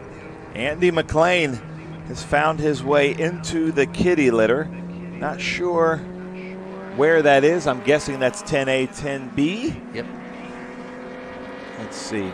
Yep, that's Franklin Road, 10A, 10B there. Just looks like he might have had some brake failure there. And deep into the kitty litter. That is designed to stop the car, which obviously it did just fine with doing minimum damage to the car. There's a lot of cleanup that has to happen because there's gravel everywhere in there. But it looks like Andy McLean is stuck in the kitty litter in 10A. That'll definitely be a local yellow there that may bring out a double yellow because, again, as you said, that is designed, you're coming down from your highest horsepower into heavy braking, as we were mentioning a little bit before, quick left and right. And that car may be in a dangerous position. I know this race is about to be concluded anyway, but we may get a double yellow. I see the white flag out, so Juan Gonzalez received the white flag. We ride with, he comes down the hill, back up the hill. Got some in-car cameras there. That's going to be really fun to watch, so stay tuned to our social media because he's come from the back to the front. Juan Gonzalez, Mission Foods. He comes around Mission Foods turn 7, but there's Chris D'Amico right behind him. Juan Gonzalez in his sights, and, you know, they're not racing in the same class, but it's all about pride here and the overall win, and I know Chris D'Amico would love to take that overall win. We better get it done on the back straightaway because that local yellow will preclude any pass at turn 10A and 10B. So here they come, the white car just under the Motul Bridge, followed by that blue car. It's Chris D'Amico maybe closing the gap a little bit. But he's got to do it before he gets into that braking zone. He's got to get by that Porsche. So will it be Gonzalez or will it be D'Amico first out from underneath the bridge, Ben? Not sure. We're going to see. This is going to be kind of a crazy finish here. Group 5. Oh, looks like it's probably going to be Juan Gonzalez as they pass in front of our view right here. Juan Gonzalez takes it by just about 3 car lengths in the front. So congratulations to Juan Gonzalez and his whole team, Leo and Butch. But some great racing here at the Atlanta SpeedTour. Looks like it's Juan Gonzalez, followed by Chris D'Amico, Robert Davis, Aaron Smith, Tyler Klein, Scott Frazier. That was a fun race. Yeah, it was I very love fun. these small bore production car races. Yeah. Small and medium bore with Group 8 being out there. And a very dramatic finish, too, with D'Amico almost getting by Gonzalez. And how did my little 007 do there, Ben, the MG Midget? I think he finished maybe 3rd in F production, but a good drive by Rick Fraser in the MG Midget behind the Austin Hilly Bug-Eye Sprite and the Austin Hilly Sprite of Scott Fraser. Look at that. Well, ladies and gentlemen, we're going to throw to commercial. Go grab yourself some Mission Chips, salsa queso. I'm about to go have lunch. This makes me hungry. Juan Gonzalez, congratulations. Come back to the Atlanta SpeedTour. Thank you, ladies and gentlemen. When the road calls, we answer. Hit the road with insurance that protects your classic for what it's actually worth and save an average of $264. Get a quote today at Haggerty.com. When hours invested become miles enjoyed. Whether you're customizing or building a car from the ground up, Haggerty protects your vehicle with guaranteed value coverage. Get a quote today at Haggerty.com.